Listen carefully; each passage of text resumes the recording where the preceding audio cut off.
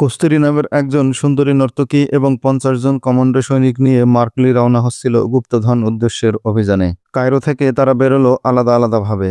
৩-৪ জনের এক একটি ক্ষুদ্র দল মুসাফিরের বেশে ব্যবসায়ী হিসেবে কায়রো থেকে বের হয়ে গেল। কস্তুরী রওনা হলো একজন পর্দানশীল সম্মানিত মহিলা সেজে।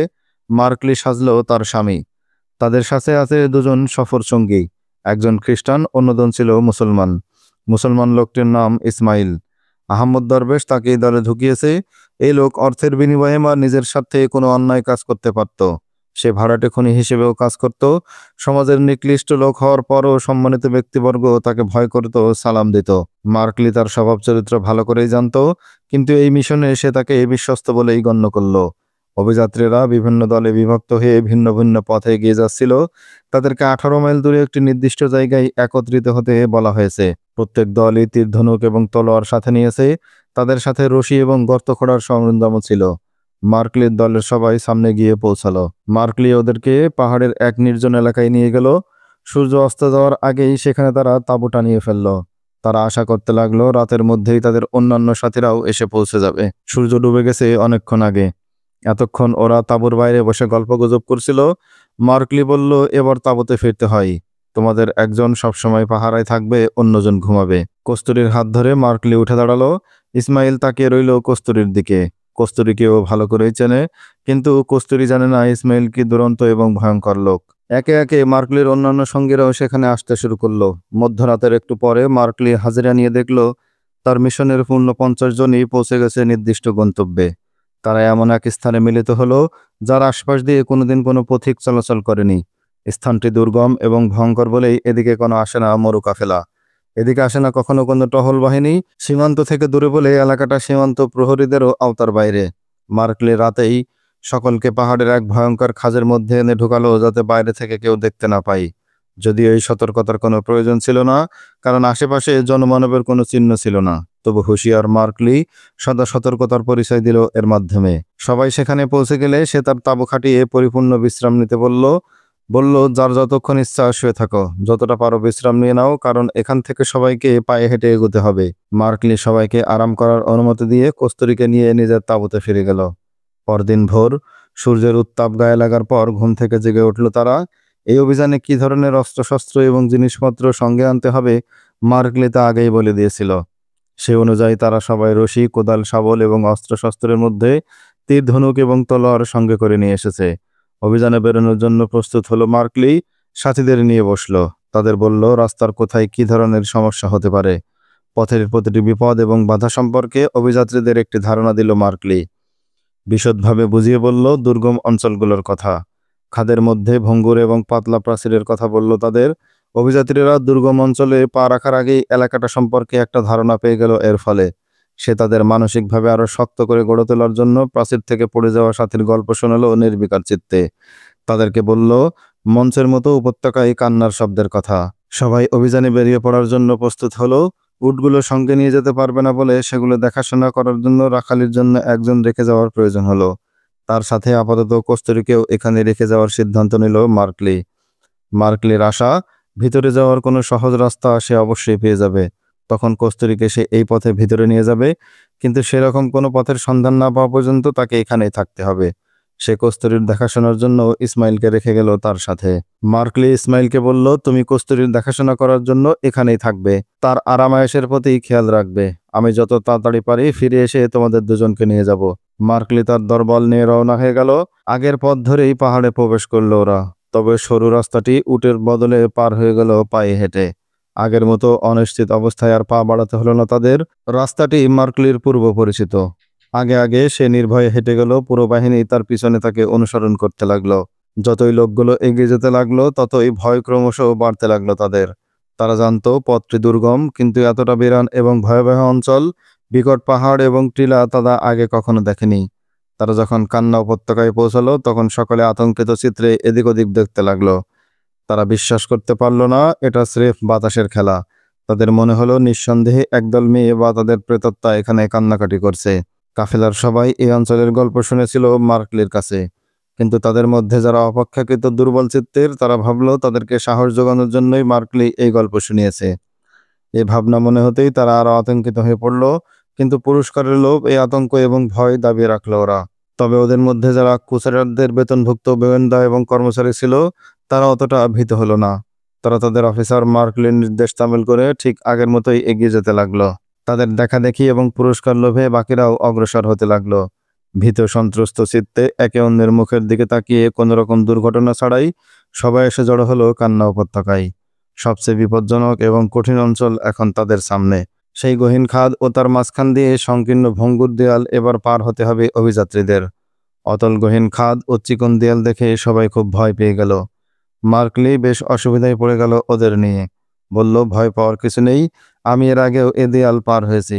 একটু সাবধান এবং সতর্ক থাকতে হবে, এই যা। মার্কলি সবার আগে পা বাড়ালো সেই প্রাচীরে। তার পিছনে পা বাড়ালো তার এক কমান্ডো। তাদের দেখা দেখি সকলেই সে দেয়াল পার হওয়ার জন্য এগিয়ে গেল। একটু পর দেখা গেল মার্কলি দেয়াল পার হয়ে গেছে ওপাশে। আরো কয়েকজন ওপারে গিয়ে পৌঁছালো। এখনো যারা দেয়ালে চড়ার সুযোগ পায়নি, এ দৃশ্য দেখে তাদের সাহস বেড়ে গেল। এমন সময় একটা আত্মচিৎকার ভেসে এলো। কেউ একজন দেয়াল থেকে ছিটকে পড়ে গেল অতল গহীন গভীর খাদে। তার সাথে সাথে চিৎকার ধ্বনিও নেমে গেল নিচের দিকে। একসময় হারিয়ে গেল সেই বিকট চিৎকারের ধ্বনি। এমনিভাবে কিছুক্ষণ পর পর একটি করে চিৎকার ভেসে আসতে লাগলো এবং তা গভীর খাদে হারিয়েও গেল। মার্কলি গুনে দেখলো এই পর্যন্ত 5টি চিৎকার ভেসে এসেছে। দলের সবাই যখন ওপারে গিয়ে একত্রিত হলো, তখন দেখা গেল তাদের 5 সাথী নেই। মার্কলি তাদের বলল, সামনে আর এমন ভীতিকর পথ নেই। আমরা আমাদের লক্ষ্যস্থলের কাছাকাছি এসে গেছি। আশা করি এই পথে আর তোমাদের ফিরে যেতে হবে না। একটি সহজ সরল পথ নিশ্চয় পেয়ে যাব। ওখান থেকে আবার রওনা হলো। ওদের গন্তব্য নিম্ন অঞ্চলের দিকে। পাথরে পাহাড় অতিক্রম করে মার্কলি সেদিনের মতো যাত্রা বিরতি করল। বলল, আজ দিনের মতো আমরা এখানেই বিশ্রাম নেব। এই ঢালু এলাকায় শেষ প্রান্ত থেকেই শুরু হয়েছে সবুজ প্রান্তর। ওখানে আছে ফেরাউনের সম্পদের পাহারাদার রক্ষীরা। রাতে ওখানে হানা দেব আমরা। রাত গভীর হলো। মার্কলি তার বাহিনী নিয়ে রওনা হলো আবার। উপত্যকায় এখনো ছড়িয়ে ছিটিয়ে ছিল পাথরের মূর্তি। ওরা সেগুলো অতিক্রম করে প্রান্তরের শেষ মাথায় এসে পৌঁছালো। এখান থেকেই শুরু হয়েছে শ্যামল সবুজ গভীর নিম্ন অঞ্চল। মার্কলি সেখান থেকে একটু দূরে সবাইকে লুকিয়ে থাকতে বলে মাত্র 2জন লোককে নিয়ে নিচে চলল। অন্যদের বলল, তোমরা রাতের খাবার খেয়ে শুয়ে পড়ো, 2জন পাহারায় থাকবে, আমরা ইঙ্গিত দিলে বাকিদের জাগিয়ে দেবে। নিচে তখন মৃত্যুর নীরবতা বিরাজ করছে। কোথাও কোনো সামান্য আলো দেখা যাচ্ছে না। তারা অনেক কষ্টে নিচে নেমে এলো। তারপর এগিয়ে চলল সবুজ শ্যামল গ্রামের ভেতর। কিন্তু কিছু দূর এগোনোর পর কি হলো? মার্কলি সঙ্গীদের বলল, না, আজ আর যাব না। অভিযানের আগে দিনের বেলায় আরেকটা বার দেখে নিতে চাই। কস্তুরী পেশাদার নর্তকী, সবসময় আমোদ প্রমোদ ও মজলিসি মেজাজে থাকায় অভ্যস্ত। শরাব পান, আড্ডা দেয়া এবং পানির মতো টাকা খরচ করে সময় কাটানো তার অভ্যাস। মার্কলিরা চলে যাওয়ার আগে সে নিঃসঙ্গ হয়ে পড়ল। এই ভয়ানক নির্জনতায় মার্কলি তাকে এমন একটি লোকের সাথে রেখে গেল যে তাকে চেনে না। মশহুর নর্তকী হিসেবে অনেকের মতো ইসমাইলও তাকে চিনত, কিন্তু সে ইসমাইলকে চিনত না বা তার সম্পর্কে কোনো ধারণাও ছিল না। ইসমাইল অপরাধ জগতের লোক হলেও তার চেহারায় তার ছাপ ছিল না। তার চেহারা ছিল সুশ্রী এবং সুন্দর। আচরণ ছিল ভদ্র এবং মার্জিত। স্বাস্থ্য ছিল সুঠাম এবং সুগঠিত। তাই অপরাধ জগতের লোক হওয়ার পরেও বাইরে থেকে তাকে অভিজাত ঘরের সম্মানিত লোক বলে মনে হতো। ফলে কস্তুরী চেহারা দেখে লোকটার আসল পরিচয় জানতে পারল না। ইসমাইল কস্তুরীর সঙ্গে কথা বলতে ইতস্ত করছিল। সারাদিন সে কস্তুরীর ভালোমন্দ খেয়াল রাখলেও একটু নিরাপদ দূরত্ব বজায় রাখল। কস্তুরী মনে মনে ভাবল, লোকটা অতিশয় ভদ্র। সন্ধ্যার পর সে কস্তুরীকে ভুনা মাংস গরম করে দিল। খাবার পর উৎকৃষ্ট শরাব দিল পান করতে। বলল, পানাহারের পর শুয়ে পড়ুন, যদি কোনো প্রয়োজন হয় তাঁবুর মধ্য থেকে ডাক দিলেই আপনি আমাকে হাজির পাবেন। ইসমাইল বাইরে বেরিয়ে গেল। কস্তুরী খাওয়ার পর শরাবও পান করল, কিন্তু শোয়ার পর কিছুতেই তার ঘুম এলো না। নির্জনতা এবং নিঃসঙ্গতা তাকে ভীষণ রকমের অস্থির করে তুলল। কস্তুরী তার সৌন্দর্য এবং অভিনয় দক্ষতা নিয়ে গর্ব করত। নৃত্যপটীয়সী হিসাবে লোকজন তার প্রশংসা করে অহংকারে ফুলে উঠত তার বুক। সে দেখেছে পুরুষ মাত্রই তার আশেপাশে ঘুরঘুর করে আনন্দ পায়। সবাই তার সাথে ঘনিষ্ঠ হওয়ার চেষ্টা করে। বিশেষ করে অভিজাত ঘরের লোকদের কাছে তার কদরই আলাদা। ফলে তার ধারণা ছিল ইসমাইলও সেরকম কিছু চেষ্টা করবে। এই গর্ব এবং অহংকার নিয়ে সে অপেক্ষা করেছিল ইসমাইলের চাটুকারিতার। কিন্তু ইসমাইল তার ব্যাপারে তেমন কোনো আগ্রহ প্রকাশ করেনি দেখে কস্তুরীর অহংকারে ঘা লাগলো। শুয়ে শুয়ে সে এ নিয়েই চিন্তা করছিল, কিন্তু এই চিন্তার কোনো শেষ ছিল না। অনেকক্ষণ শুয়ে থাকার পরও যখন কস্তুরীর কিছুতেই ঘুম এলো না, তখন সে তাঁবু ছেড়ে বাইরে এলো এবং ইসমাইলের তাঁবুতে এসে দেখলো সেও তখনও ঘুমায়নি। কস্তুরীর আগমনে ইসমাইল উঠে বসে জিজ্ঞেস করলো, কি ব্যাপার, কোনো অসুবিধা হচ্ছে? এই নিশুতি রাতে নির্জন প্রান্তরে একটা মেয়ে একা একা থাকতে পারে বুঝি? ভয় লাগে না? সে তার কাছে বসে পড়ল বলল, তুমি কি মুসলমান? কি ব্যাপার, ধর্ম নিয়ে আবার মেতে উঠলে কেন? ইসমাইল উত্তর দিল, তোমার আগ্রহ তো থাকার কথা শুধু অর্থের সাথে, সম্পদের সাথে, কোনো ধর্মের সাথে নাই। আমার নাম ইসমাইল, তবে এখন আর আমার কোনো ধর্ম নেই। কস্তুরী হেসে একটু বিস্মিত কণ্ঠে বলতো, কিন্তু কোন ইসমাইল তুমি? আহমদ দরবেশের বিশেষ পছন্দের কেউ? সে প্রশ্ন করল, এই লোকটি কে, যে এই দলের নেতৃত্ব করছে? আমাকে সে তার নাম সুলাইমান সিকান্দার বলেছে, কিন্তু তাকে আমার মুসলমান বলে মনে হয় না।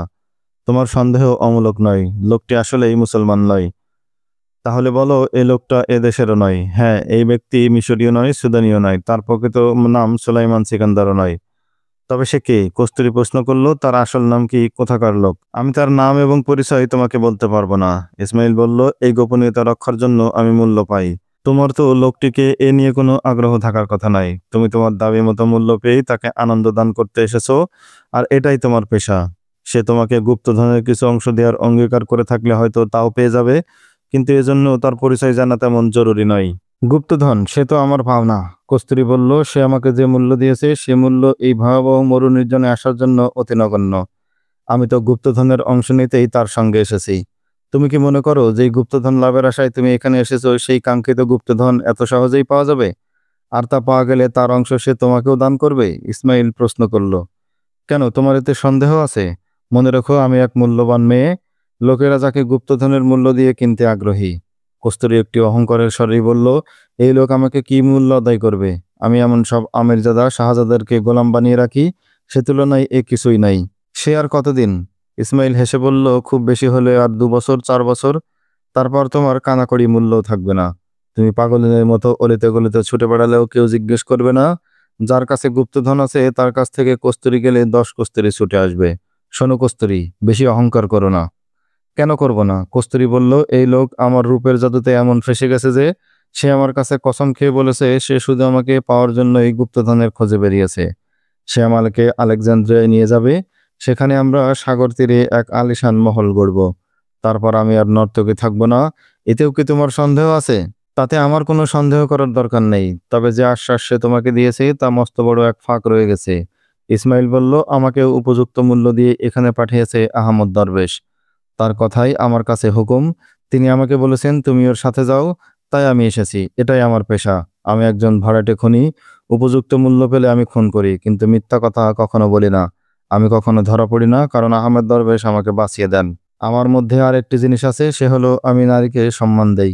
আমি জানি না কেন আমি এমনটি করি। নারী সে পদ্মানশীল ভদ্র মহিলা হোক অথবা নর্তকী বা বিলাস সুন্দরী, আমি সকলকেই সম্মান করি। আমি কখনো কোনো মেয়েকে ধোঁকা দেই না, তোমাকেও ধোঁকার মধ্যে রাখবো না। তোমাকে বলতে বাধা নেই, এই গুপ্তধন কারো মহল তৈরির জন্য তালাশ করা হচ্ছে না। এই অর্থ মিশরের মূল উৎপাটনে ব্যবহার হবে। এই অর্থ দিয়ে এখানে খ্রিস্টীয় শাসন কায়েম করা হবে। মসজিদগুলোকে গির্জা বানানো হবে। আর যদি তা সম্ভব না হয় তবে এই গুপ্তধন দেশের বাইরে চলে যাবে। আমি জানি মিশরের প্রতি তোমার কোনো ভালোবাসা বা দরদ নেই, আমারও নেই। আমরা দুজনেই পেশাদার, পাপ আমাদের পেশা। আর একবার শুনে নাও, তোমার সৌন্দর্য এবং যৌবনকাল আর অল্পই বাকি আছে। আর এই লোক তোমাকে সাথে নিয়ে এসে শুধু আমোদ ফুর্তি এবং আরামায়েশের জন্য। তার দৃষ্টিতে তুমি এক বিলাসকন্যা ছাড়া আর কিছু নাও। যদি তোমার উপর ওর দয়া হয় তবে 2-1টা হীরার টুকরো হয়তো দিতে পারে, কিন্তু কোনো মহল তৈরি করবে না। সে যদি কোনো মহল তৈরি করে তবে তা তোমার জন্য নয়, সে এক নবযৌবনা রূপসীর জন্য। যে নবযৌবনা তুমি হতে পারবে না। তোমার চেহারায় এখনই ভাঁজ পড়তে শুরু করেছে।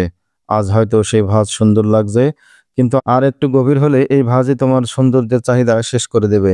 ইসমাইলের মুখে ছিল হাসি, বলার ভঙ্গিতে ছিল আন্তরিকতার ছোঁয়া। সেখানে ধোঁকা বা মিথ্যার লেশ মাত্র ছিল না। কস্তুরী কাউকে চোখের আঙুল দিয়ে এমনভাবে সত্যকে তুলে ধরে আনতে কখনো দেখেনি। তার ধারণা ছিল ইসমাইল তার পিছনে দৌড়াতে শুরু করবে, কিন্তু তার পরিবর্তে সে তার যৌবনের ভাটির টানের কথা কি অবলীলায় বলে দিল। যে কস্তুরী তার সৌন্দর্যের প্রশংসা শুনে অভ্যস্ত, যে নিজেকে মিশরের রানী কল্পনা করত, ইসমাইল এই কথা তার সেই স্বপ্নের প্রসাদ চূর্ণ বিচূর্ণ হয়ে গেল। ইসমাইলের বলার ভঙ্গিতে যে যুক্তি এবং বাস্তবতা ছিল, কস্তুরী তা অস্বীকার করতে পারল না। বরং সে সত্য অবলোকন করে তার অন্তরের অতল তলে হাহাকারের সুর বেজে উঠল। নিস্তব্ধ নীরব রাত থমকে থাকলো না, সে ক্রমশেই এগিয়ে চলল। কস্তুরীর চোখে ঘুম এলো না। ইসমাইলের সাথে কথা বলেই রাত পার করে দিতে চাইল কস্তুরী। সে তার এই মনোভাব গোপন রাখল না। ইসমাইলও নিরাশ করল না তাকে।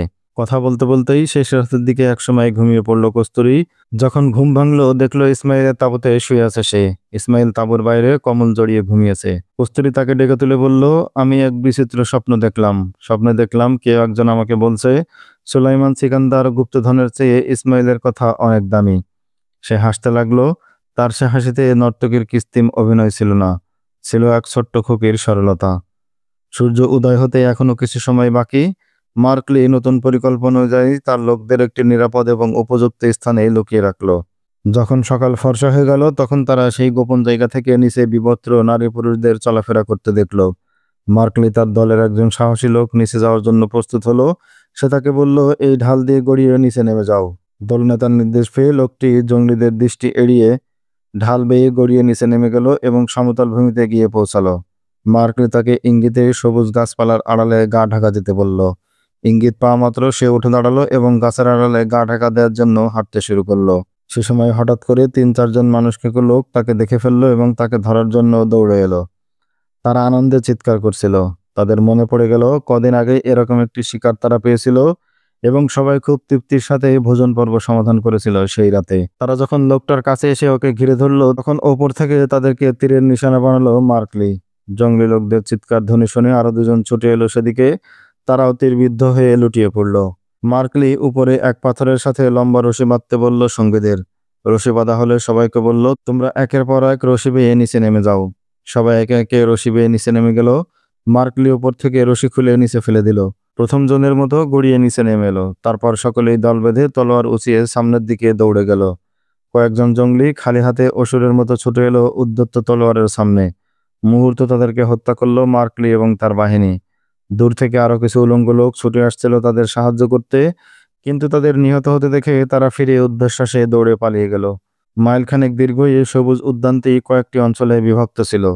জঙ্গলেরা যেদিকে ছুটে গেল মার্কলির বাহিনী এবার ছুটল সেদিকে।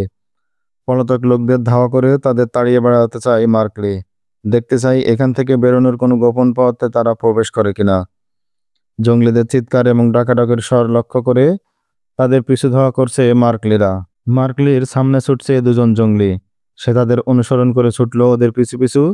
কিছুদূর যেতেই তাদের সাথে সামিল হলো আরো একজন। মার্কলির সামনে এখন 2 জন নয় 3 জন জঙ্গলি ছুটে যাচ্ছে। ছুটতে ছুটতে জঙ্গলি 3 জন সবুজ উদ্যানের এক প্রান্তে এসে পৌঁছালো এবং 3জনই পড়িমড়ি করে একটি পাহাড়ি উপত্যকায় উঠতে শুরু করলো। মার্কলি কিছুটা দূরত্ব রক্ষা করে তাদের পেছনে পেছনে দৌড়াচ্ছিল। 3জনই ছোট উপত্যকাটি পেরিয়ে অপর দিকে নেমে গেল। মার্কলি অনুসরণ করলো তাদের। উপত্যকার চূড়ায় উঠতেই তার নজরে পড়ল অন্য একটি দিকে একটি কালো পাহাড়ি অঞ্চল, যেখানে একটি পর্বত গহ্বরের মুখ ছিল, যার মধ্যে মাথা নত করে ঢুকে যাওয়া যেত।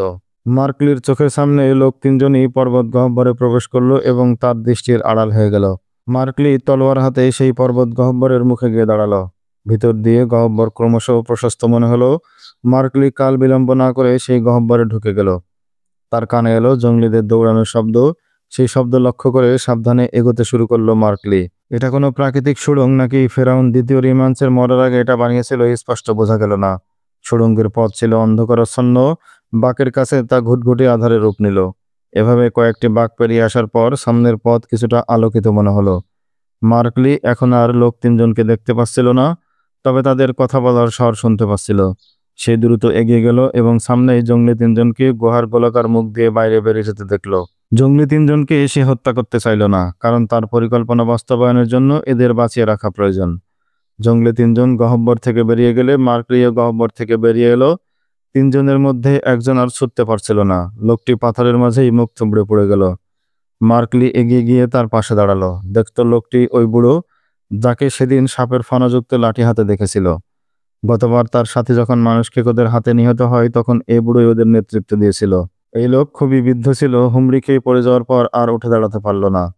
গহ্বরের বাইরে টিলা এবং পাহাড়ি পথ। এই পথ গিয়ে মিশেছে অনতিদূরে বালি এবং কাকর বিছানো এক উঁচু উপত্যকায়।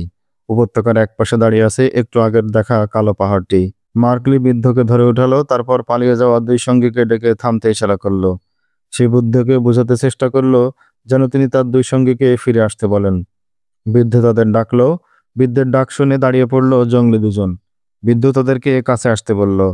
মার্কলিকে সে মিশরীয় ভাষায় বলল, আমি তোমাদের ভাষা বলতে এবং বুঝতে পারি। আমাকে হত্যা করে তোমার কোনো লাভ নেই। মার্কলি এই মিশরি ভাষা জানতো এবং বুঝতে পারত। সে বৃদ্ধকে বলল, আমি তোমাকে হত্যা করতে চাই না, তোমার সঙ্গীদেরও হত্যা করব না, তোমরা শুধু বেরিয়ে যাওয়ার রাস্তা দেখাও। কেন, তোমরা কি এখান থেকে বের হতে পারছো না? প্রশ্ন করল বৃদ্ধ। হ্যাঁ, মার্কলি উত্তর দিল, আমি তোমাদের রাজত্ব থেকে বের হয়ে যেতে চাই, কিন্তু পথ পাচ্ছি না। বৃদ্ধ তার দুজন সাথীকে কিছু বলল, তারা দুজন খুব ভয় পেয়ে গেল বৃদ্ধের কথা শুনে। বৃদ্ধ মার্কলিকে বলল, এদের সাথে যাও, এরা তোমাকে বেরিয়ে যাওয়ার সোজা রাস্তা দেখিয়ে দেবে। তুমিও আমাদের সাথে চলো, এরা আমাকে ভুল পথ দেখাতে পারে। মার্কলি বৃদ্ধকে বলল। বৃদ্ধ তার সাথে যেতে বাধ্য হলো। দুই পাশে দুটো টিলার মধ্য দিয়ে সরু একটি পথ চলতে লাগলো তারা। কিছু দূর গিয়ে নতুন একটি টিলার উপরে চড়লো। এই টিলা পার হয়ে আঁকাবাঁকা পেছানো রাস্তা ধরে কিছু দূর এগোতেই খোলা মরুভূমিতে পৌঁছে গেল। এমন জায়গা দিয়ে মরুভূমিতে পৌঁছলো ওরা, কেউ ধারণাও করতে পারবে না এখানে কোনো রাস্তা আছে, যা ভিতরে রহস্যময় গোপন পৃথিবীতে নিয়ে যেতে পারে। বৃদ্ধ বলল, তুমি এখন চলে যাও, নইলে খোদার অভিশাপে তুমি পুড়ে ভস্ম হয়ে যাবে। মার্কলি বলল, কিন্তু আমার সঙ্গীদের কি হবে? ওরা তো ভেতরে আটকা পড়ে আছে, ওদের ফেলে রেখে আমি কিছুতেই যেতে পারি না। ঠিক আছে, চলো ভেতরে গিয়ে ওদের খুঁজে বের করি, তারপর ওদের নিয়ে চলে যাব আমি। আমরা ওদেরকেও তোমার মতো বেরিয়ে যাওয়ার পথ চিনিয়ে দেব। তুমি না হয় এখন এখানে অপেক্ষা করো, আমরা ওদের পাঠিয়ে দিচ্ছি। কিন্তু ওরা তোমাদেরকে সে সুযোগ নাও দিতে পারে। ওরা এই অভিশপ্ত পাহাড়ে আটকা পড়ে পাগল হয়ে গেছে। ওরা তোমাদের হত্যা করে ফেললে সর্বনাশ হয়ে যাবে। তার চেয়ে আমাকে নিয়ে চলো, তাতেই তোমাদের লাভ হবে। অজ্ঞতা তাকে সঙ্গে নিয়ে উলঙ্গ তিন জঙ্গলি আবার সেই পথে ফিরে চলল। ফেরার পথে মার্কলি রাস্তাটির প্রতিটি বাঁক এবং চড়াই উতরাই ভালোমতো দেখে নিল। আবার ওরা গর্তের মুখে এসে পৌঁছালে পাহাড়ের গুহায় হেঁটে সেই ভয়ঙ্কর সবুজ প্রান্তরে প্রবেশ করলো। বৃদ্ধ তাকে সেখানে নিয়ে গেল যেখানে মার্কলির সঙ্গীরা তার আগুনে পুড়ে ভুনা করে খেয়েছিল। মার্কলির সাথীরা তাকে খুঁজে বেড়াচ্ছিল। কয়েকজন জঙ্গলির লাশ পড়ে থাকলে দেখত ওরা, শিশুদের লাশও ছিল তার মধ্যে। বৃদ্ধ এমন গণহত্যা আগে আর কখনো দেখেনি। তার চেহারাও কঠিন হয়ে গেল। থমকে দাঁড়িয়ে সে খুব ধৈর্যের সাথে মার্কলিকে জিজ্ঞেস করলো, এই নিষ্পাপ শিশুদের তোমরা কেন হত্যা করলে? তোমরা আমার সাথীকে আগুনে পুড়িয়ে খেয়েছিলে। মার্কলি জিজ্ঞেস করলো, সে তোমাদের কি ক্ষতি করেছিল?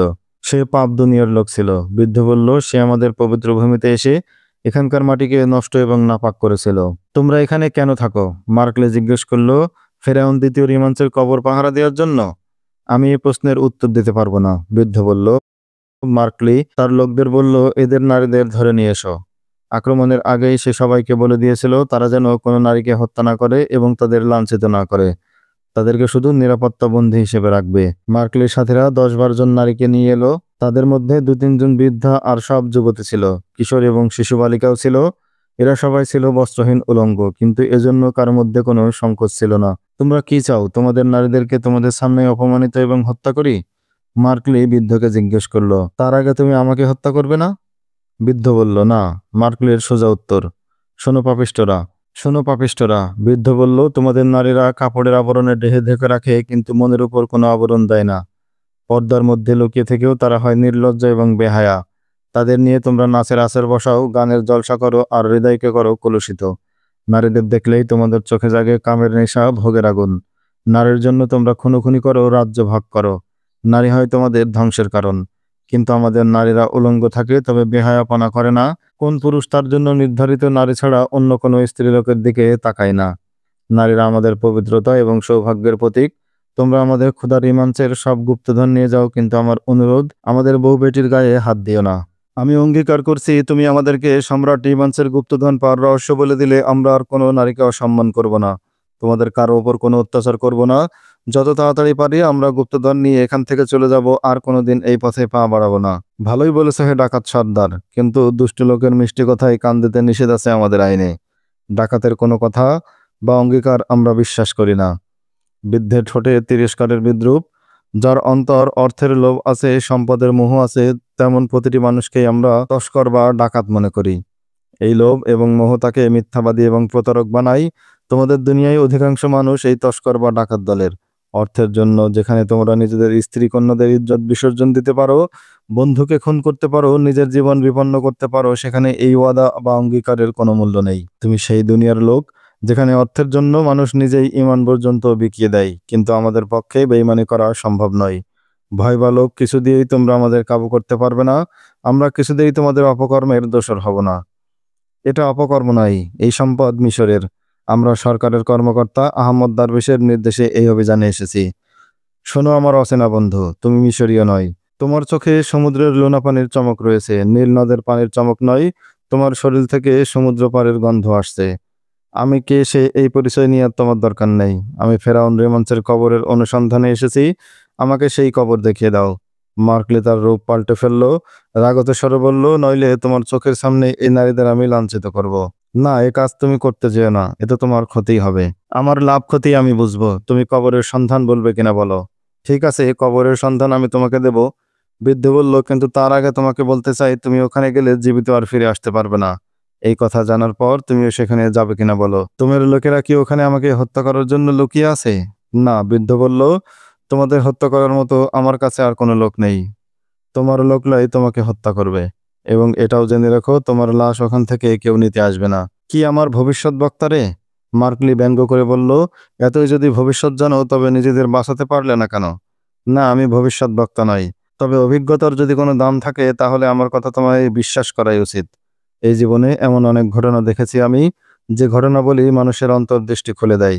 আমি দেখতে পাচ্ছি মৃত্যু তোমার ঘাড়ে এসে বসে আছে। মার্কলি হো হো করে হেসে উঠল, বলল, জঙ্গলি বুড়ো, আমার মৃত্যু একটু পরে দেখলেও চলবে। আগে বলো সেই কবরটা কোথায়, যার সন্ধানে এই দুরন্ত মরুর পথ পাড়ি দিয়ে এসেছি আমি। ঠিক আছে, চলো তাহলে। বৃদ্ধ বলল, সেটা কাছেই আছে, আমার সঙ্গে এসো। মার্কলি বলল, একটু অপেক্ষা করো। বুড়োকে অপেক্ষা করতে বলে সে সঙ্গীদের দিকে ফিরল এবং একটু চিন্তা করে বলল, এই নারীদের কোনো রকম অসম্মান করবে না। এই বৃদ্ধ তার সাথীদের প্রতি নজর রাখবে। যতটা সম্ভব ওদের সাথে গল্পগুজব এবং বন্ধুত্ব করে নাও। আমি কস্তুরী এবং ইসমাইলকে আনতে যাচ্ছি। সে পাহাড় থেকে বেরিয়ে আসার নতুন চেনা সোজা রাস্তায় যাত্রা করলো এবং গুহার ভিতরে সে প্রবেশ করলো। গুহা অতিক্রম করে মার্কলি বেরিয়ে এলো বাইরে। চারপাশে ভালো করে তাকিয়ে বোঝার চেষ্টা করলো কস্তুরীদের সে কোন দিকে রেখে এসেছে। তারপর আন্দাজের উপর ভর করে হাঁটা দিল সে। মাথার উপর প্রচণ্ড উত্তাপ ছড়াচ্ছে সূর্য। সেই উত্তাপ মাথায় নিয়ে একাই হেঁটে চলেছে মার্কলি।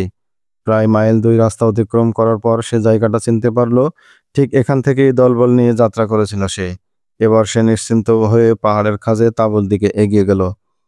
ওখানে পৌঁছেই সে কস্তুরী এবং ইসমাইলকে একই তাঁবুতে পাশাপাশি বসে থাকতে দেখল। তার চেহারার রং পাল্টে গেল। সে ধমকের স্বরে ইসমাইলকে বলল, আমি তোমাকে বলে গিয়েছিলাম তুমি ওর মর্যাদা এবং সম্মান রক্ষা করবে। তুমি কোন সাহসে ওর পাশে গিয়ে বসেছ? ওর কোনো দোষ নেই, বলল কস্তুরী। আমি ওকে ডেকে নিয়েছি। এই নিঃসঙ্গ নির্জন মরুভূমিতে একা একা বেশিক্ষণ থাকলে যে কেউ পাগল হয়ে যাবে। একাকিত্ব অসহ্য হওয়ায় কথা বলার জন্য আমি নিজেই তাকে আমার কাছে ডেকে এনেছি। তোমাকে এই সফরে সাথে এনেছি শুধু আমাকে সঙ্গ দেওয়ার জন্য। মার্কলি রাগের সাথে বলল, এজন্য চাহিদা মতো তোমাকে আমি মূল্য দিয়েছি। সে মূল্য পরিশোধ হওয়ার আগ পর্যন্ত তুমি আর কারো সাথে মিশতে পারো না। তোমার ঘরে তুমি শত শত জন বাদী রাখলেও এখানে তুমি আমার দাসী। গতরাতে ইসমাইল তার স্মরণ মনে মার্কলি সম্পর্কে যে ধারণা দিয়েছিল, মাত্র কয়েক ঘন্টার ব্যবধানে তার প্রমাণ পেল কস্তুরী। বিদায়ের আগে যেসব মিষ্টি মিষ্টি কথা বলে সে তার মন জয় করতে চেষ্টা করেছিল, সেই সব মনে পড়ে গেল তার। সি, এই কি সেই মার্কলি? এখনো গুপ্তধন পায়নি, তার আগেই অহমিকার মগডালে উঠে বসে আছে। ঘৃণায় রিরি করে উঠল তার মন। কস্তুরী মর্মে মর্মে অনুভব করল মার্কলির কাছে এখন সে একজন গ্রাহক ছাড়া আর কিছু নয়। আর তাই মার্কলি তাকে দাসী বলে তুচ্ছ-তাচ্ছিল্য করতে পারল। মুহূর্তে কস্তুরীর রানী হওয়ার স্বপ্ন খান খান হয়ে গেল। তার জীবন খুব দীর্ঘ নয়, তবে এতটুকু জীবনেই সে বহু মানুষের সাথে মেশার সুযোগ পেয়েছে। সে যে পরিমাণ লোকের সাথে মিশেছে, একজন নারী 100 বছর বেঁচে থেকেও এত লোকের দেখা পায় না। তার এই অভিজ্ঞতাই তাকে দিয়েছে ভালো মন্দ মানুষ চেনার এক অদ্ভুত ক্ষমতা। ইসমাইল তাকে একবারও বলেনি সে ভালো লোক, বরং সে অকপটে স্বীকার করেছে সে একজন ভাড়াটে খুনি। অর্থের বিনিময়ে মানুষ খুন করা তার পেশা। এই অকপটতাই প্রমাণ করে মার্কলির চাইতে মানুষ হিসেবে সে বেশি নির্ভরযোগ্য। এদিকে মার্কলিকেও উপেক্ষা করতে পারছে না কস্তুরী। উপযুক্ত মূল্য নিয়েই সে মার্কলির সাথে চুক্তিতে আবদ্ধ হয়েছে। সে টাকা এখনো তার ঘরেই পড়ে আছে। এই টাকা ফেরত না দিয়ে মার্কলির অবাধ্য হওয়ার প্রশ্নই ওঠে না। গুপ্তধনের যে লোভ তাকে দেখানো হয়েছে, মার্কলি যদি তা না দেয়, তবুও এখন সে মার্কলিরই সম্পত্তি। কস্তুরী তাই আর কথা বাড়ালো না, চুপ করে রইল। ইসমাইল এতক্ষণ কোনো কথা বলেনি, চুপচাপ দুজনের কথা শুনছিল আর নীরবে তাকে দেখছিল মার্কলিকে। দুজনে চুপ করলে সে উঠে মার্কলির বাহু ধরে একটু দূরে নিয়ে গিয়ে আস্তে আস্তে বলল, আহমেদ দরবেশ মনে হয় তোমাকে আমার ব্যাপারে কিছুই বলেনি। আমার সম্পর্কে তুমি কিছুই জানো না, কিন্তু আমি তোমাকে ভালো মতোই জানি। তুমি আমার দেশের এবং জাতির মূল কাটতে এসেছো। আমি এত বড় পাপী, ভাড়ার বিনিময়ে তোমার সাথে এসেছি, তার মানে এই নয় যে আমি তোমাকে বাদশা মানি। আমি আমার মূল্য 16 আনায় বুঝে নেব। যদি গুপ্তধন উদ্ধার হয় তবে তার অংশ আদায় করে নেব। এসব কথা তুমি আমাকে নয়, আহমেদ দরবেশের কাছেই বলবে। মার্কলি তাকে কমান্ডারের ভঙ্গিতে বলল, এখানে তুমি আমার অধীনস্থ কর্মচারী। গুপ্তধন যা বের হবে সেগুলো আমার তহবিলে জমা থাকবে। আমি সেগুলো যেখানে চাইবো সেখানেই নিয়ে যাব। কেউ আমাকে বাধা দিতে পারবে না। শোনো সুলাইমান সিকান্দার, ইসমাইল আস্তে করে হেসে বলল, আমি জানি তুমি মার্কলি, সুলাইমান সিকান্দার নও। আমি এক নামকরা অপরাধী, তোমাকে সাবধান করে দিচ্ছি। গোয়ার তুমি আমাকে মিশরীয় মুসলমান বানিয়ে দিও না। আর তোমাকে আরো সাবধান করে দিচ্ছি, কোনো মুসলমানের মধ্যে জাতীয় চেতনাবোধ জেগে উঠলে সে যদি লাশও হয় তবু তার জাতীয় চেতনাবোধ বিসর্জন দেয় না। কোণঠাসা হয়ে পড়লে সে সিংহের চেয়েও সাহসী হয়ে যায়। তোমার ভালোর জন্যই বলছি, আমাকে অপরাধী হয়ে থাকতে দাও, বাড়াবাড়ি করো না। মার্কলি বুঝতে পারল এ লোক গভীর জলের মাছ, একে শত্রু বানিয়ে নেওয়ায় কোনো লাভ নেই।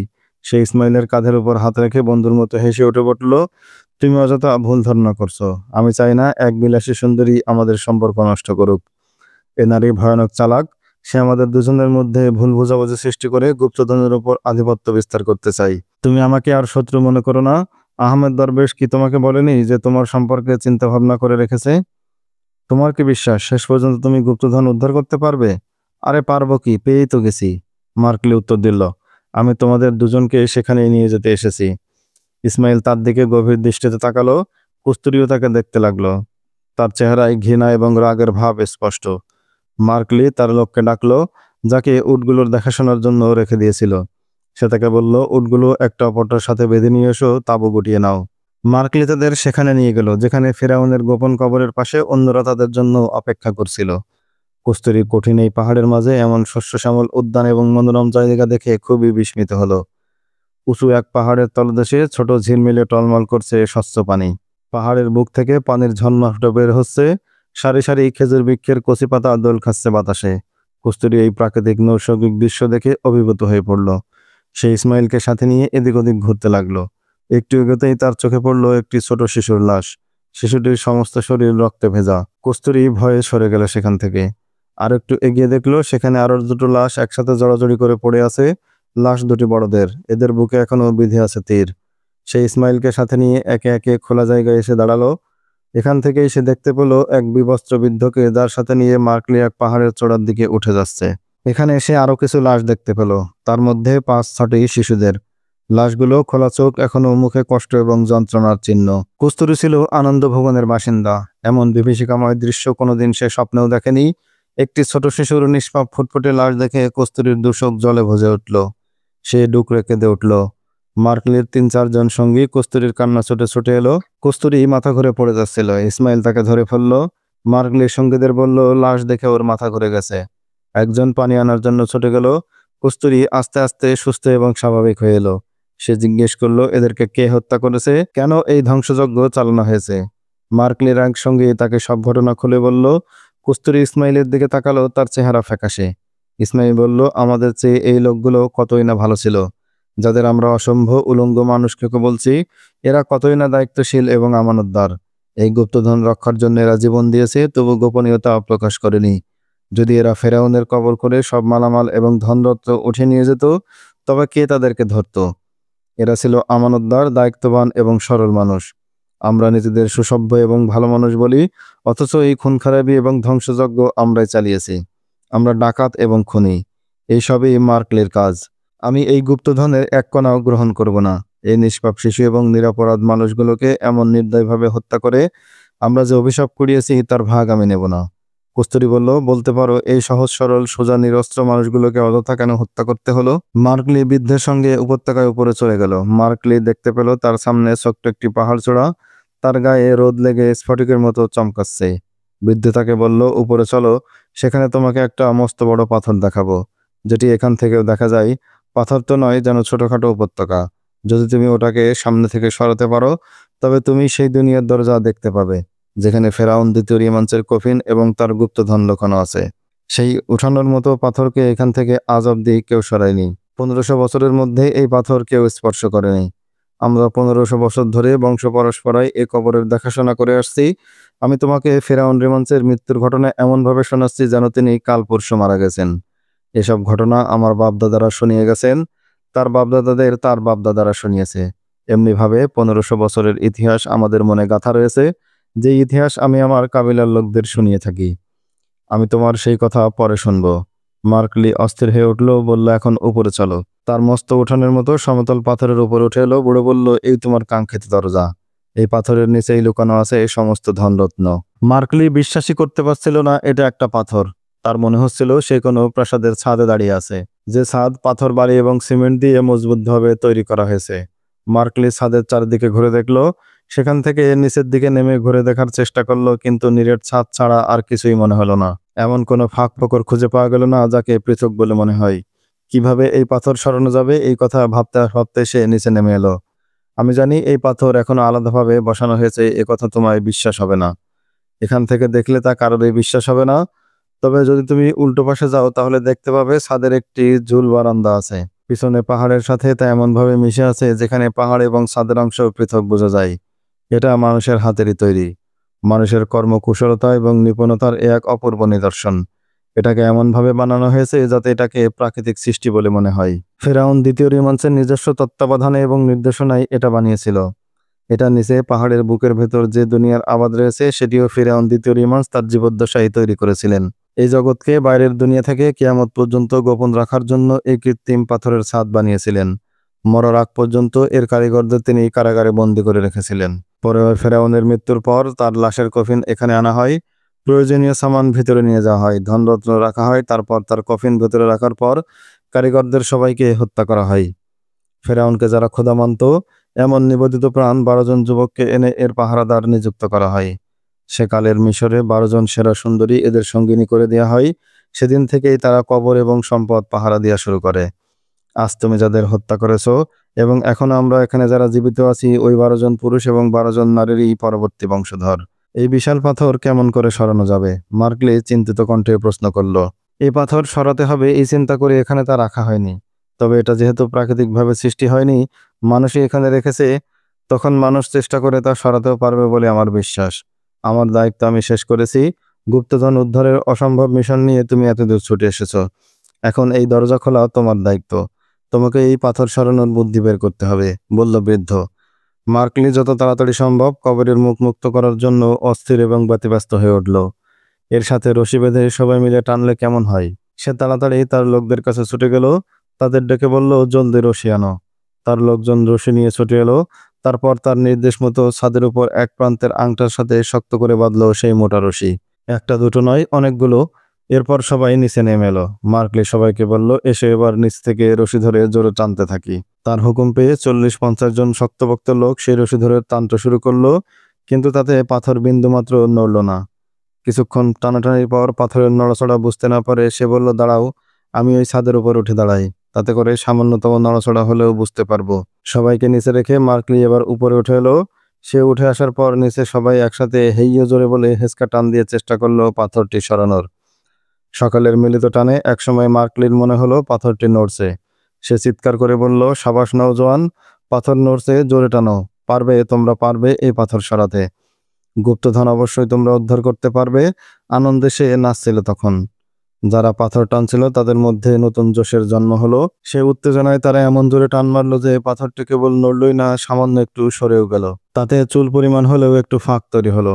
মনোবল বেড়ে গেল মার্কলি এবং তার সাথীদের। তারা সবাই আনন্দ ধ্বনি দিতে শুরু করলো এবং আরো জোরে টানতে থাকলো। পাথরটি আবারও একটু সরে এলো। টানতে টানতে ক্লান্ত হয়ে পড়লো লোকগুলো। এত টানাটানের পরও পাথরটি সামান্যই সরাতে পেরেছে তারা, কিন্তু সেজন্য কারো কোনো আফসোস নেই। মার্কলি নিচে নেমে এলো এবং সবাইকে একটু আরাম এবং বিশ্রামের জন্য ছুটি দিল। সূর্য কালো পাহাড়ের আড়ালে চলে গেল। মার্কলির কাছে শরাবের বিশাল মজুদ ছিল। সেই শরাবের ভান্ডার খুলে দিয়ে বলল, তোমরা প্রাণ ভরে পান করো আর ওই পাথর টেনে নামিয়ে আনার শক্তি সঞ্চয় করো। সবাই মদল মতল নিয়ে ব্যস্ত হয়ে পড়ল। মার্কলি আনন্দ উচ্ছ্বাসে নাচছিল তখন। দিলদরিয়া বাদশার মতো সে আবেগী কণ্ঠে ঘোষণা করলো, আমি আজ রাতে তোমাদেরকে 2টি উট জবাই করে শাহী ভোজ দেব। মদের প্রভাবে কিছুক্ষণের মধ্যেই সকলের সারাদিনের ক্লান্তি এবং কষ্ট দূর হয়ে গেল। তাদের মনে ফিরে এলো শক্তি এবং সজীবতা। এই আনন্দ কোলাহলের মধ্যেই সূর্য অস্ত গেল। পাহাড় থেকে একটু দূরে এক মাঠের মধ্যে কয়েকটি মশাল জ্বালিয়ে আনন্দ সাগরে ডুব দিল মার্কলি এবং তার সাথীরা। সন্ধ্যা রাত পার হলে খাওয়া দাওয়া আর বিশ্রামে। রাতের দ্বিতীয় প্রহর। মার্কলি ডাকলো সবাইকে। এই রাতের আধারেও পাথর সরানোর কাজে নেমে পড়তে আগ্রহী সবাই।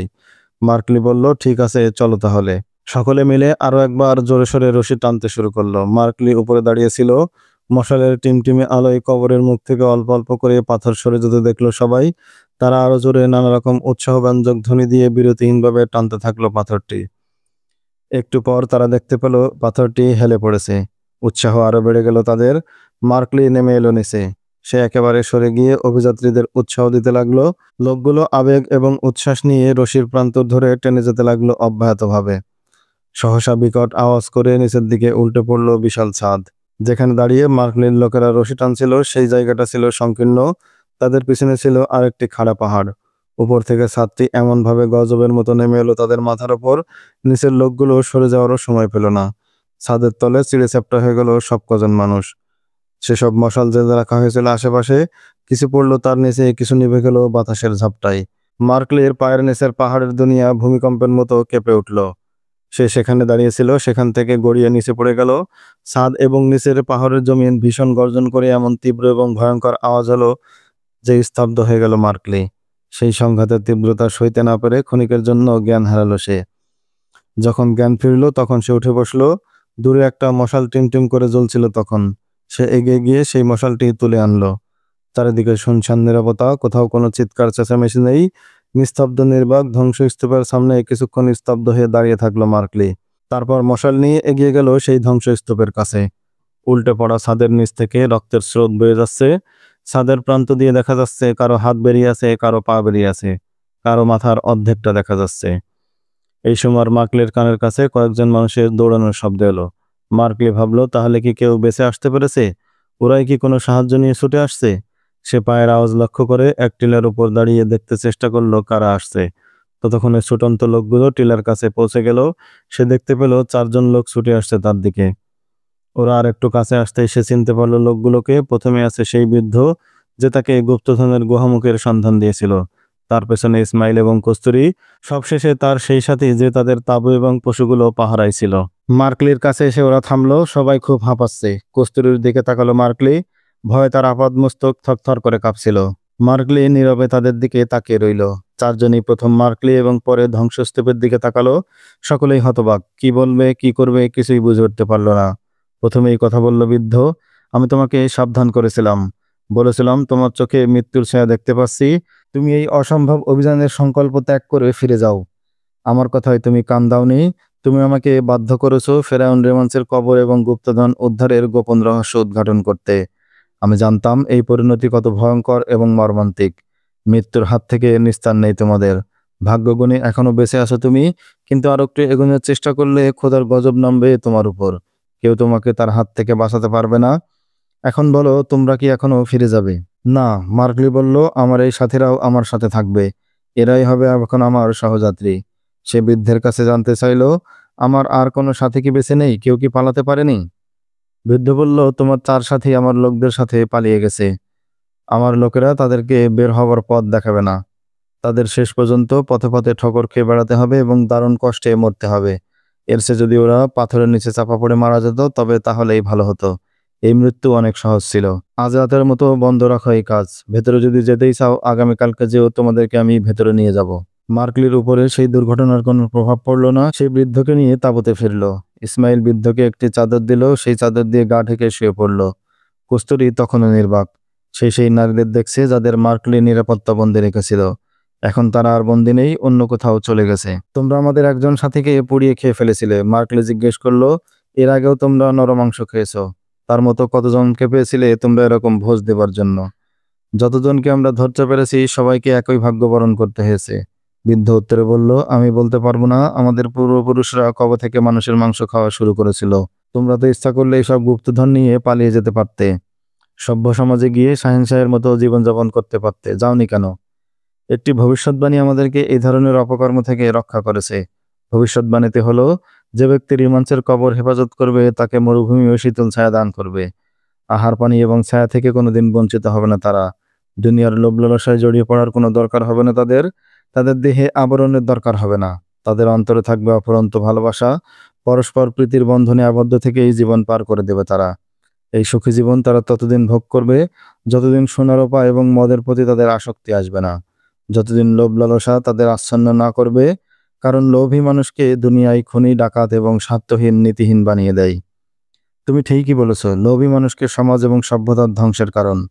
সে কখনো ধন সম্পদের লালসা করে, কখনো নারীর লালসা করে, কখনো মদ বা নেশায় আসক্ত হয়ে মানব সমাজে ডেকে আনে বিপর্যয়। তাদের কোনো ধর্ম থাকে না, লোভ লালসাই তখন গণ্ডগোলের মূল হয়, বলল ইসমাইল।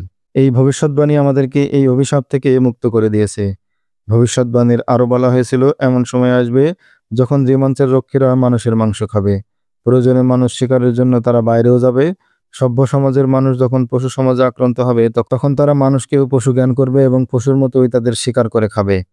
যদি না খায় তবে তাদের বংশধররা শেষ হয়ে যাবে, বলল বৃদ্ধ। তোমরা কি আজও ফেরাউনকে খোদা মান্য করো? কস্তুরী প্রশ্ন করল বৃদ্ধকে। মানুষ খুব দুর্বল প্রকৃতির, সে তাদের খোদা পরিবর্তন করে থাকে, বৃদ্ধ বলল। আবার মানুষ কখনো নিজেকে খোদা বনে যায়। এখন এই সময়ে তোমরাই আমাদের খোদা, কারণ আমাদের জীবন এবং আমাদের মেয়েদের ইজ্জত সম্ভ্রম তোমাদের হাতে বন্দী। আমি তোমাদের কাছে শতাব্দীর পর শতাব্দী ধরে সংরক্ষিত গোপন রহস্য বলেছি, তোমাদের প্রভুত্ব স্বীকার করে। মানুষ মাত্রই মরণকে ভয় পায়, আমিও মৃত্যুর ভয়ে, নারীদের ইজ্জত হারানোর ভয়ে তোমাদের প্রভু মনে করে নিয়েছি। ফেরাউনও আমাদের মতোই মানুষ ছিল। তিনি যেই যুগের মানুষের ওপর ক্ষুধা এবং দারিদ্র্য এবং বেকারত্বের বোঝা চাপিয়ে দিয়ে বলেছিলেন, আমি তোমাদের খোদা। মানুষ বাধ্য হয়ে বলেছিল, হ্যাঁ তুমি আমাদের খোদা। ক্ষুধা এবং দারিদ্র্য মানুষকে সভ্য থেকে বহু দূরে সরিয়ে নিয়ে যায়, তাকে দাসত্বের শৃঙ্খলে বন্দী করে দেয়। তার ভেতর স্নেহময় প্রেমময় দরদি মানুষটি তখন মরে যায়। মানুষের আসল খোদা মানুষকে সৃষ্টির শ্রেষ্ঠ জীব আশরাফুল মাখলুকাত বলেছেন। কিন্তু যখন মানুষ পেটে আগুন জ্বলতে থাকে তখন সে আর এই মহত্বের কথা ভুলে যায়। সে সময় তার পেটের এই ক্ষুধা এবং যন্ত্রণা যে দূর করতে পারে, মানুষ তার আনুগত্য করতে দ্বিধা করে না। মানুষের এই দুর্বলতাকে সম্বল করে পৃথিবীতে জন্ম হয়েছে সম্রাট এবং রাজার। আমি ফেরাউনের যুগের কথা শুনেছি আর আজকের ফেরাউনদের কর্মকাণ্ড দেখছি। আমি এই সকল লোকদের পরিণামও দেখছি। তোমাদের পরিণাম এখন তোমার চোখে পড়ছে না, কিন্তু আমি দেখতে পাচ্ছি। তোমরা গুপ্তধন লাভের লালসায় এতগুলো নিরপরাধ লোককে হত্যা করলে। এই পাপের প্রায়শ্চিত্ত তোমাদের করতেই হবে। এর থেকে কখনোই রেহাই পাবে না। যে ফেরাউনরা গরিবদের উপর অত্যাচার করে নিজেরা খোদা হয়ে বসেছিল, সেই ফেরাউনরাও কেউ অমর হয়নি। তারাও আসল খোদার হুকুমে কবরে যেতে বাধ্য হয়েছে। তোমরা কেউ বাঁচবে না, সময় তোমাদেরকেও কবরে নিয়ে যাবে। তোমরা চাইলে কাল সকালে আমি তোমাদেরকে গুপ্তধনের ভাণ্ডারের কাছে নিয়ে যাব। সেখানে তোমরা ফেরাউনদের পরিণাম স্বচক্ষে দেখতে পাবে। তারা যদি খোদাই হতো তবে তাদের এই পরিণাম হতো না। আসল খোদা তিনিই, যিনি এই সকল পরিণতি ঘটান, অথচ তার কখনো এরকম পরিণতি ঘটে না। তুমি জানতে চাচ্ছিলে আমি এখনো ফেরাউনদের খোদা মানি কিনা। যদি সঠিক এবং সত্য খবর শুনতে চাও তবে বলবো, আমি ওই লোকদের কখনো খোদা মানি না যারা পাহাড়ের নিচে হাড়হাড্ডির স্তূপ হয়ে পড়ে থাকে। আমিও আমার কাবিলার লোকেরা দুনিয়ার লালসা থেকে বাঁচার জন্য একটি নিজস্ব মতবাদ এবং বিশ্বাস সৃষ্টি করে নিয়েছি। আমরা সেই বিশ্বাসেরই অনুসরণ করে থাকি। বৃদ্ধ থেমে থেমে ধীরে ধীরে কথা বলছিল। কস্তুরী তাকে দেখছিল আর বৃদ্ধের কথার মধ্যে তার জীবনের পরিণতির অনুসন্ধান করছিল। মার্কলির ঠোঁটে মৃদু হাসির রেখায় তিরস্কারের আভাস প্রকাশ পাচ্ছিল। সে শরাব পান করছিল আর বৃদ্ধের কথা শুনছিল। বৃদ্ধ থামলে সে বৃদ্ধকে উদ্দেশ্য করে বলল, তুমি এখন তোমার নারীদের কাছে চলে যাও। সকালে একটু আগেই উঠবে, আমাদের ভেতরে যেতে হবে। বৃদ্ধ চলে গেলে মার্কলি কস্তুরীকে বলল, এসো আমরাও শুয়ে পড়ি। আমি আর তোমার সাথে শোব না, আমি আজ আলাদা শোব, কস্তুরী বলল। মার্কলি তার দিকে ঝুঁকে এলো, কস্তুরী পিছনে সরে গেল। মার্কলি তাকে ধমক দিল। তখন ইসমাইল এসে তাদের দুজনের মাঝখানে দাঁড়িয়ে গেল, কিন্তু মুখে কিছু বলল না।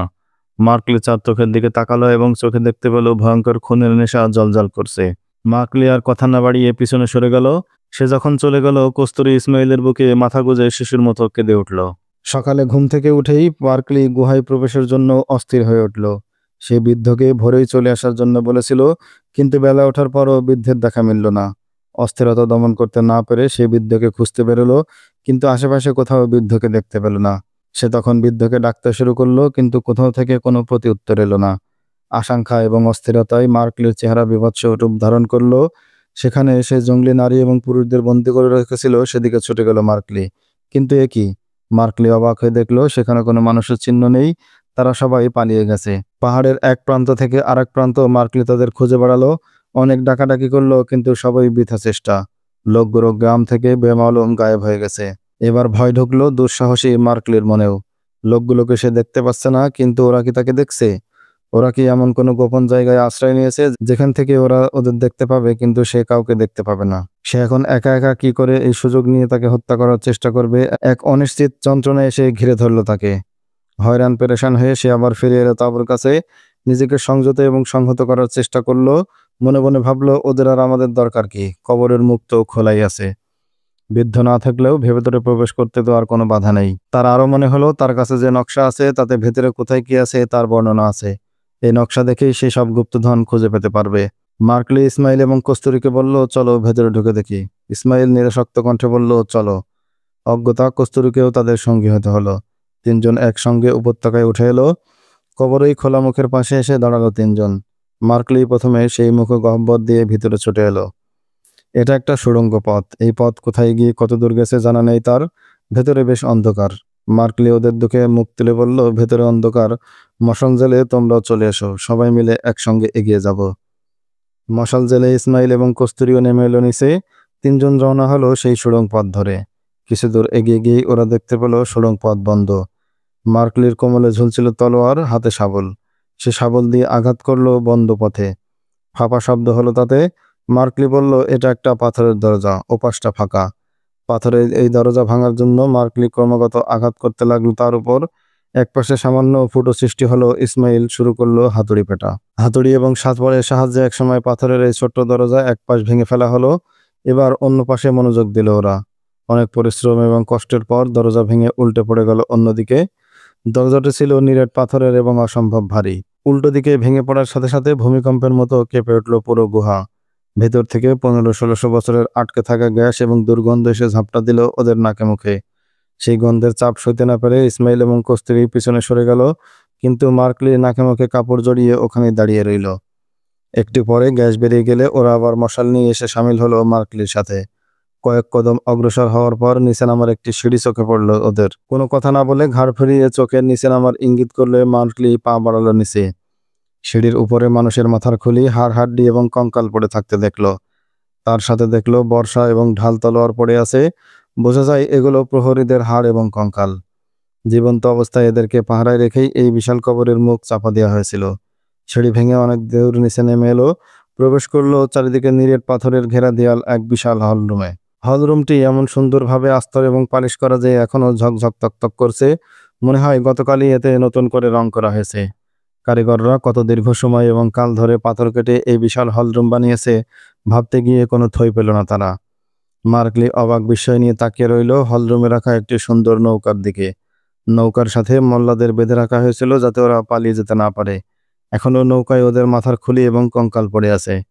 ইসমাইল এবং কস্তুরী বিস্মিত হয়ে চারিদিকে ঘুরে ঘুরে দেখতে লাগলো এসব কারুকাজ। হলরুমের একপাশে একটি অন্ধকার দরজা দেখতে পেল। ইসমাইল বলল, মার্কলি, ওই যে দরজা।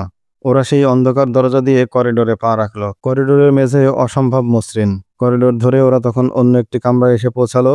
এই কামরায় ওরা দেখতে পেল অপূর্ব সুন্দর এবং সুসজ্জিত ঘোড়ার গাড়ি। গাড়ির সামনে 8টি ঘোড়ার মাথার খুলি এবং হাড় বিচ্ছিন্নভাবে ছড়িয়ে ছিটিয়ে পড়ে আছে। গাড়ির পালকি এবং চালকের আসনে মানুষের হাড় এবং মাথার খুলি পড়েছিল। ওরা এই কামরা অতিক্রম করে আরো সামনে বাড়লো। কিছু দূর এগোতে একটি অপূর্ব সুন্দর কামরায় প্রবেশ করলো ওরা। এটি সেই শীষমহল, যার দেয়াল কাচের মতো মসৃণ এবং স্বচ্ছ। এর ছাদ অনেক উঁচু। দেয়ালে শিল্পীদের আঁকা নানা রকম মনোমুগ্ধকর নকশা এবং ছবি। একপাশে একটি মঞ্চ, মঞ্চে ওঠার জন্য কয়েক ধাপ সিঁড়ি। সেই সিঁড়ি বেয়ে ওরা মঞ্চের উপরে উঠে এলো। মঞ্চের উপর শ্বেত পাথরের কারুকাজ করা বিশাল চেয়ার। দুপাশে হাতুড়ের মাথায় কেশর ফোলানো সিংহমূর্তি। সেই বিশাল চেয়ারের উপর রোমাঞ্চের মূর্তি বসানো। মূর্তিটিও মূল্যবান পাথরে গড়া। তার পাশে একই রকম আরেকটি চেয়ার। চেয়ারটির কাছে এগিয়ে গেল ওরা। সেই চেয়ারে মাথার খুলি এবং কঙ্কাল পড়ে আছে। কস্তুরী সেই মাথার খুলির দিকে ঝুঁকে পড়ল। দেখতে পেল সেই খুলির সাথে পড়ে আছে মহামূল্যবান মতির হার। হাড়ে নীরা এবং হীরার জ্যোতিময় পাথর বসানো। শুধু হার নয়, কানের বহুমূল্যবান গহনা এবং হাতের আংটিটিও পড়ে আছে চেয়ারে। মূল্যবান হীরা জহরত এবং পান্নার পাথরগুলো চমকাচ্ছে তখনও। মার্কলি একটি হার হাত দিয়ে ওঠালো। কয়েক হাজার বছর অতীত হওয়ার পরও হীরার মতির চমক বিন্দুমাত্র নষ্ট হয়নি। মশালের আলোয় হীরার দুটি চমকাচ্ছিল। মার্কলি হারটি কস্তুরীর গলায় পরিয়ে দিতে গেল। কস্তুরী চিৎকার করে ইসমাইলের পিছনে গিয়ে লুকালো। মার্কলি হো হো করে হেসে উঠে বলল, আমি তো তোমাকে বলেছিলাম আমি তোমাকে রানী কিউপেট্টো বানাবো। ভয় পেও না কস্তুরী, এই সব হারই তোমার জন্য। না, কস্তুরী থরথর কম্পিত কণ্ঠে বলল, আমি এই কঙ্কাল এবং খুলির মধ্যে আমার জীবনের পরিণাম দেখতে পাচ্ছি। ওরা তো আমার মতোই জৌলুস ভরা জীবনের অধিকারে ছিল, কিন্তু কোথায় আজ সেই জৌলুস? এরা তো সেই মিথ্যা খোদার দাবিদার অহংকারী এক বাদশার প্রেয়সীর কণ্ঠের মালা, যেই খোদা আজ কঙ্কাল হয়ে এখানে শত শত বছর ধরে পড়ে আছে। আমি ওদের পরিণাম থেকে শিক্ষা নিয়েছি, যাদেরকে তাদের অহংকার খোদা বানিয়ে নিয়েছিল।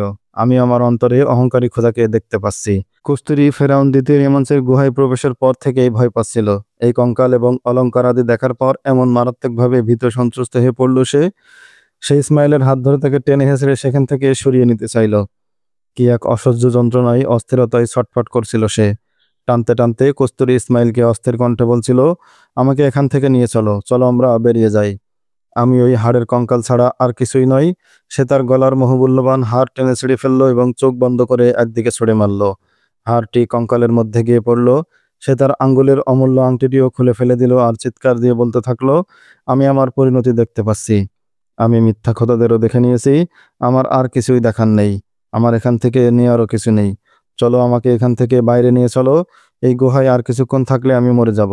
আমিও কঙ্কাল হয়ে যাব এখানে থাকলে। চলো, জলদি চলো, আমাকে বাইরে নিয়ে চলো। তার কণ্ঠে ঝরে পড়ছিল সীমাহীন আকুতি এবং কান্না। সে ইসমাইলকে টানতে টানতে রুমের বাইরে বারান্দায় নিয়ে এলো। ইসমাইল কস্তুরীকে সান্ত্বনা দিতে চাইল, বলল, তুমি শান্ত হও কস্তুরী, স্বাভাবিক হও। আমরা চলে গেলে তো সবকিছু এক খ্রিস্টান একাই নিয়ে যাবে। কথা বলতে বলতে ইসমাইলের নজরে পড়ল সামনে আরেকটি দরজা। মশালটি ইসমাইলের হাতেই ছিল। সে কস্তুরীকে নিয়ে সেদিকে গেল এবং দরজা দিয়ে ঢুকে একটি খোলা কামরায় প্রবেশ করলো। এ কামরার মাঝখানেও একটি মঞ্চ। মঞ্চের উপরে শবদেহের কফিন রাখা, শবদেহের মুখটা খোলা। এই যে ফেরাউন দ্বিতীয় রিমান্সের শবদেহ, তার সামনে লোকেরা একদিন সিজদা করত। তার লাশ সুগন্ধি মশলা এবং অন্যান্য দুষ্প্রাপ্য মূল্যবান আরক দিয়ে এমন জমাটবদ্ধ করা ছিল যে আজ 1500 বছর পরেও তার চেহারা অবিকল এবং অবিকৃত ছিল। দুজনই মন্ত্রমুগ্ধের মতো তাকিয়েছিল সেই লাশের দিকে। সাধারণত মানুষ মারা গেলে তার চোখ বন্ধ করে দেওয়া হয়, কিন্তু ফেরাউনের চোখ দুটো ছিল খোলা। ইসমাইল সেই চেহারার দিকে অপলক চোখে তাকিয়ে রইল। কস্তুরীও। কারো মুখে কোনো কথা নেই, যেন বোবা হয়ে গেল। অনেকক্ষণ এভাবে তাকিয়ে থাকার পর হঠাৎ যেন সম্বিত ফিরে এলো উভয়ের। একই সাথে একে অপরের দিকে তাকালো ওরা। কিন্তু সে কেবল ক্ষণিকের জন্য। আবার ফেরাউনের চেহারায় ছুটে গেল ওদের দৃষ্টি। তারপর সেই দৃষ্টি কফিন থেকে নেমে এলো কামরার এদিক ওদিক ছোটাছুটি করতে লাগলো। চারিদিকে কঙ্কালের অজস্র হাড়। ওরা কামরার ভেতর ঢাকনাবদ্ধ কফিনের মতো আরো কয়েকটি কারুকার্য খচিত বাক্স দেখতে পেল। একটি বাক্সের ঢাকনা খোলা। ইসমাইল এগিয়ে গেল বাক্সটির কাছে। কস্তুরীও এগিয়ে গিয়ে উকি দিল তার ভেতর। উকি দিতে তার চোখ ছানা বড় হয়ে গেল। মশালের আলোয় দুজনেই অবাক চোখে দেখল বাক্সটি হীরা জহরত এবং সোনার গহনায় পরিপূর্ণ। তার উপর একটি মানুষের হাতের কঙ্কাল পড়ে আছে। অপর হাতের কঙ্কাল পড়ে আছে বাক্সের বাইরে। একজন মানুষের মাথার খুলি এবং কঙ্কালের হাড়গুলো পড়ে আছে বাক্সের পাশে। হায় রে মানুষ, ইসমাইল বলল, এই লোকটি মরার আগেও গহনা এবং হীরার টুকরা ওঠাতে চেষ্টা করেছিল। তার হয়তো আশা ছিল এইসব ধনরত্ন নিয়ে সে এখান থেকে পালিয়ে যাবে, কিন্তু তার সে আশা পূরণ হয়নি। তার আগেই তার নিঃশ্বাস বন্ধ হয়ে যায়। লোকটি এই গুপ্তধনের উপরেই পড়ে মারা যায়। কস্তুরী বলল, বৃদ্ধ ঠিকই বলেছিল। মানুষের দুশ্মন ক্ষুধা তৃষ্ণা নয়, মানুষের দুশ্মন তার সীমাহীন লোভ লালসা। ইসমাইল সে বাক্সের উপর হাত রেখে বলল, কস্তুরী, তুমিও লোভে পড়ে এসেছো, কিছু এখান থেকে নিয়ে নাও। না ইসমাইল, কস্তুরী তার হাত টেনে ধরে বলল, আমার লোভ মরে গেছে আর সে কস্তুরীও মারা গেছে। ইসমাইল আবারও বাক্সের নিচে হাত বাড়ালো। কস্তুরী চিৎকার দিয়ে বলল, বাঁচো ইসমাইল, বাঁচো। তার এই চিৎকারে এমন কিছু ছিল যা মানুষের ইন্দ্রিয় রাজ্যে আঘাত হানে। ইসমাইল ছিল সদা সতর্ক এবং ওস্তাদ এক্ষুনি। কস্তুরীও আচমকা এক কানফাটা চিৎকার তাকে সতর্ক করে দিল। সেই চিৎকারের মর্ম বুঝতে পেরে সে মুহূর্তে একদিকে কাত হয়ে সরে পড়ল এবং ঘুরে দাঁড়িয়ে দেখতে পেল মার্কলি উন্মুক্ত তলোয়ার হাতে তাকে আক্রমণ করে বসেছে। ইসমাইল আচমকা সরে পড়ার পর মার্কলির তলোয়ারের আঘাত গিয়ে পড়ল বাক্সের উপর। মার্কলি চিৎকার করে বলে উঠল, এই গুপ্তধন আমার। ইসমাইলের কাছে ছিল খঞ্জর। খঞ্জর দিয়ে তলোয়ারের আঘাত ঠেকাতে পারবে না, জানে ইসমাইল। সে দেখল কস্তুরীর পাথে একটি বর্শা পড়ে আছে। সে দ্রুত ছুটে গেল বর্শার কাছে এবং চকিতে তা উঠিয়ে নিয়ে ঘুরে দাঁড়ালো। মার্কলি ইসমাইলের উপর আঘাত হানার জন্য ঘুরে দাঁড়িয়ে তলোয়ার তুলল। ইসমাইল বর্শা দিয়ে সেই আঘাত ঠেকালো। ইসমাইলের হাত থেকে মশাল পড়ে গিয়েছিল। কস্তুরী ছুটে গিয়ে তুলে নিল হাতে। মার্কলি আবারও ইসমাইলের উপর বেপরোয়া আক্রমণ চালালো, যেন সে গুপ্তধনের লোভে অন্ধ বা পাগল হয়ে গেছে। ইসমাইল একদিকে সরে গিয়ে আঘাত থেকে আত্মরক্ষা করল এবং মার্কলিকে আর আঘাত করার সুযোগ না দিয়ে পাশ থেকে সর্বশক্তি দিয়ে বর্শা দিয়ে আঘাত করল মার্কলিকে। মার্কলি পড়ে গেল। হাত থেকে তার ছিটকে পড়ে গেল তলোয়ার। ইসমাইল মার্কলির শরীর থেকে বর্শা টেনে বের করে আবার আঘাত করল। এই আঘাত মার্কলির বুক এফোড় ওফোড় করে দিল। তার কণ্ঠ থেকে বেরিয়ে এলো মরণ চিৎকার। সেই চিৎকার বন্ধ ঘরে ধ্বনি প্রতিধ্বনি তুলে অনেকক্ষণ বাজলো। ততক্ষণ কস্তুরী এবং ইসমাইল পাথরের মূর্তির মতো স্থির হয়ে দাঁড়িয়ে রইল। চিৎকারের রেশ থামতেই সচকিত হলো ইসমাইল। কস্তুরীর হাত টেনে ধরে দৌড় দিল বাইরের দিকে। গুপ্তধনের লোভে পড়ে কস্তুরী অংশ নিয়েছিল এই দুঃসাহসিক অভিযানে। এখন সেই গুপ্তধনের ভাণ্ডারে নিজের মহামূল্যবান হার, হীরার আংটি, কানের দুল সব ফেলে দিয়ে ইসমাইলের সাথে ছুটছে এই অভিশপ্ত গুহা থেকে বের হওয়ার জন্য। ছুটতে ছুটতে তারা গহ্বরের মুখে এসে পৌঁছালো। ইসমাইল হাতের জ্বলন্ত মশাল ভিতরে ছুড়ে ফেলে দিয়ে গুহার মুখের প্রান্ত ধরে লাফিয়ে উপরে উঠে এলো। তারপর গুহামুখের বাইরে শুয়ে পড়ে হাত বাড়িয়ে দিল ভেতরে। কস্তুরী সে হাত আঁকড়ে ধরে পড়িমড়ি করে উঠে এলো উপরে। তারপর তারা দুজনেই সেখানে শুয়ে হাঁপাতে লাগলো। কিছুটা সুস্থির হওয়ার পর তারা একজন অন্যজনের দিকে তাকালো। দুজনের চোখেই কেমন উদ্ভ্রান্ত দৃষ্টি। কস্তুরী সেই চোখের দিকে তাকিয়ে ইসমাইলকে বলল, আমরা কোথায়? তুমি কি আমাকে চিনতে পারছো? বলো তো আমি কে? আমিও ঠিক তাই ভাবছি, ইসমাইল বলল। আমার মনে হয় এইমাত্র আমরা পৃথিবীতে এসেছি। আমার কোনো অতীত নেই। আমারও কোনো অতীত নেই। যে কস্তুরী অর্থের লোভে মানুষের মনোরঞ্জন করত, এই গুহার ভেতর আমি তাকে কবর দিয়ে এসেছি। যে ইসমাইল অর্থের বিনিময়ে মানুষকে খুন করত, আমিও একটু আগে তাকে কবর দিয়ে এসেছি মস্ত এক সম্রাটের পাশে। হ্যাঁ, আমরা দুজনেই আমাদের সমস্ত অতীত, সমস্ত গুনাহ এবং পাপ এই গুহায় ফেলে এসেছি। সমস্ত লোভ এবং অপরাধ প্রবলভাবে গলা টিপে হত্যা করে এসেছি ফেরাউন রেমান্সের কবরের মধ্যে। হ্যাঁ, ওরা সব জ্ঞানে কবরে ফেলে এসেছিল সামান্য কিছু গহনাপত্র, কিন্তু নিজের অজ্ঞাতসারে তাদের আজন্মলালিত স্বপ্ন এবং বোধ এবং বিশ্বাসী কবরে ফেলে এসেছিল চিরদিনের জন্য। এই অদ্ভুত এবং ভয়ঙ্কর এলাকা থেকে বের হওয়ার পথ তাদের জানাই ছিল। তারা সহজেই তাদের পরিচিত পথ ধরে বেরিয়ে এলো সেই অভিশপ্ত অঞ্চল থেকে। বাইরে মাত্র কয়েকটি উট দাঁড়িয়েছিল। অন্য উটগুলো কোথায় গেছে জানার কোনো চেষ্টা করলো না ওরা। দুজনে দুটি উট নিয়ে ফিরে চলল কায়রোর দিকে। কি ঘটতে চলেছে তারপর জানতে হলে অপেক্ষা করুন আমাদের পরবর্তী ভিডিওর। সে পর্যন্ত ভালো থাকুন। দেখা হবে নতুন কোনো ভিডিওতে। আল্লাহ হাফেজ। আসসালামু আলাইকুম আ রহমতুল্লাহ।